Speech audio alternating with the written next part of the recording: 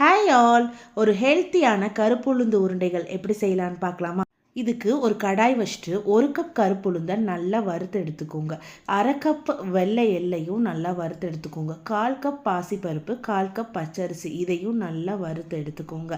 இந்த வறுத்த எல்லாத்தையும் நல்லா ஆற வச்சு கூட 1/4 டீஸ்பூன் ஏலக்காய் போட்டு அதை ஒரு மிக்ஸி ஜாரில் மாற்றிட்டு அது கூட 1 கப் இல்லைன்னா 1/2 கப் பனங்கற்கண்டு ஸ்வீட்டுக்கு ஏற்றாப்புல நீங்கள் இதை ஆட் பண்ணிக்கலாம்.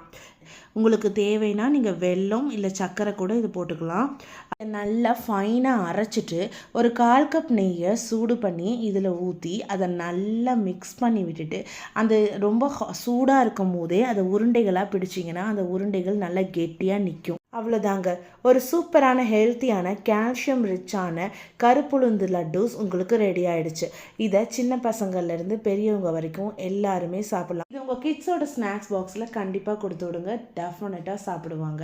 இந்த வீடியோ உங்களுக்கு பிடிச்சிருந்தா லைக் பண்ணுங்கள், ஃப்ரெண்ட்ஸ் அண்ட் ஃபேமிலி கூட ஷேர் பண்ணுங்கள்.